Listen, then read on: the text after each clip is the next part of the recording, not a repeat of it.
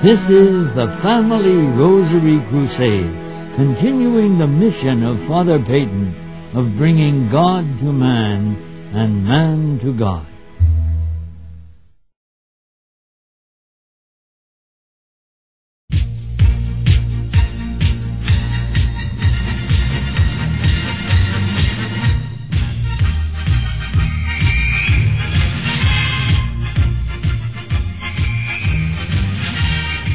No need to wait, kids. You need not switch channels.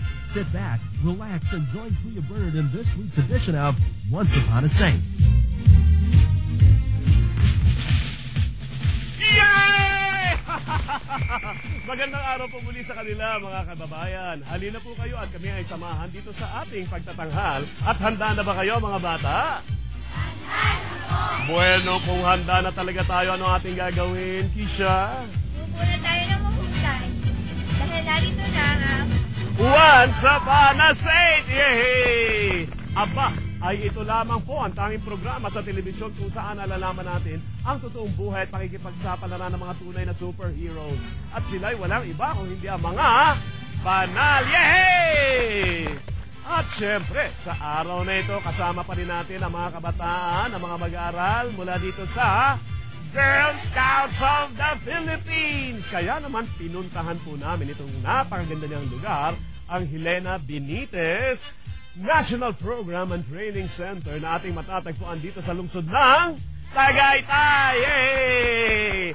Kaya nagpapasalamat tayo sa kanilang pamunuan. Unang-una na po sa kanilang immediate past National President of the Girl Scouts of the Philippines, kay Dr. Amelita Dairitgo, kay Mrs. Yolanda Hernandez, Corazon Honrado, Trinidad Flores, Ertudes Dadal, Alma, ano ba to? Casino, kakilala ninyo, ha?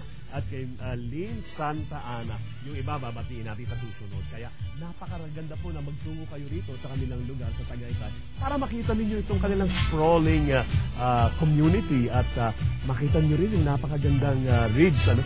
Dalawin nyo po kung magkakaroon kayo ng pagkakataon. Tanungin nga natin itong mga Girl Scouts na ito kung ano bang pinaggagawa nila pag nagkakaroon sila ng camping. Isa, ano bang ginagawa niyo sa camping? Ha? meron sa different activities po kami. Ano yung mga activities natin? Meron po siyang, sa una na po, meron po siyang activities sa pang-hiking po. Nag-hike kayo?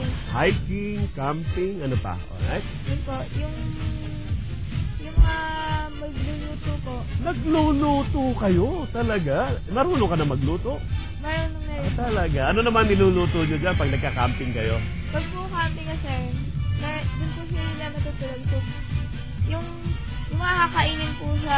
Kayo rin na nagluluto ng mga kinakain ninyo. Naku, tanungin nga natin yung mga ate sa likod. Kayo naman, tayo ng konti, Iha. Nag-i-enjoy ba kayo? Nag-i-enjoy ba kayo sa inyong mga camping? Opo, nag-enjoy naman po kami. Bakit? Kasi po, dun lang po namin nagkakaroon po kami ng experience dun sa, syempre po sa bahay, para po nagluluto ka ng, parang common lang po. Eh, sa pagka po nasa camping ka na, nasa labas ka ng, iba-iba po yung ginagawa natin. Tulad po ng pagluluto nga po ng itlog. Ganyan. Nagluluto kayo ng itlog. May dala kayong mga gamit doon. Paano niluluto itlog? Ano po, binabalot po siya sa supot. Ganyan po. Nilutong itlog sa supot? Ganon? Opo. Talaga? Naluluto siya? Opo. Nakakain naman po namin. Paano? Ilalagay yung itlog? Opo, ilalagay sa niyo po. supot? Tapos? Yung po... Oo. Anong ginagawa sa itlog? Lalagyan po ng tubig. Tapos po yun po, para po nilalagay sa apoy. Nasubukan mo na yan? Tapos nakakain din yung itlog. Opo. Kahanga-hanga talaga ito mga kabataan na ito. Tanungin na. At syempre, ang ating mga santa, meron din silang mga karanasan na dapat nilang matutuhan. Higit sa lahat, ating mga santo at santa ay inihanda ang buhay nang sa ganun, magawa nilang mapaglamanan ng tukso, magawa nilang makatayo sa kanilang pananampalataya at manindigan sa kanilang paniniwala. At ang ating santa ay walang iba kung hindi si Santa Apollonia. At siya po ang patron saint ng mga dentista at ang ating pwedeng tawagan pag sumasakit ang ating mga ngipin. At eto nga, babalikan ko ang aking kwento. Si Quinta, kaibigan ni Apolonia, ay umuwi na sa kanilang bahay. Masaya siya at punong-puno ng pag-asa matapos bigyan ng paliwanag ni Apolonia na si Jesus ay ang ating Diyos. Subalit pagbukas niya ng pinto, ang kanyang dalawang anak ay hawak at gapos-gapos ng kawal ng emperador. Anong pangalan ng emperador? Decius. At ang dalawang bata, parang kasing laki mo lamang at kasing laki na, ay hawak-hawak at kinuha ang kamay at pagkatapos ay humugot ng espada. Anong gagawin sa espada? Nakakatakot. At ang tanong lamang, itatatwa mo ba si Jesus? Ano sa palagay mo ang sinagot ni Quinta? At kinuha ang dalawang bata, subalit si Quinta ay dinala sa liwasan. Anong liwasan? Plaza. At doon ay iniharap siya sa maraming tao at karamihan doon ay mga Kristiyano. Pero hindi alam ng emperador. At ginapos si Quinta. Ang babaeng ito, isang Kristiyano, ay ayaw itatwa ang kanilang Diyos na ang pangalan ay Jesus. At sa ating batas, ang dapat gawin sa mga sumusuway sa ating utos ay batuhin hanggang sa siya ay mamatay. Humawak ng bato. Natakot yung mga tao. Subalit ang mga Kristiyano ay unti-unting umurong. Hindi nila alam may mga tanod at kawal na minamasdan ang hindi humahawak ng bato at mga umuurong at umaalis. Ano kaya ang gagawin sa kanila? Sila ay susundan para madakip silang lahat. Actually, it was a ploy para ilagay doon si Quinta sa harapan ng maraming tao.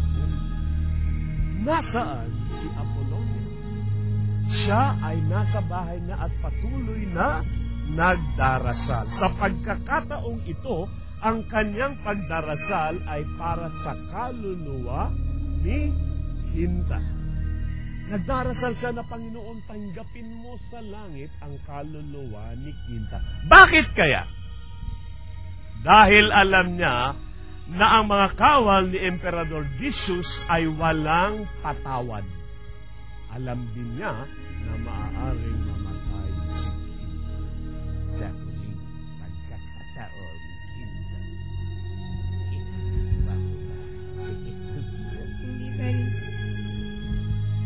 Lumampot ng bato at sa bilang ng 3, sabay-sabay babatuhin si Quinta.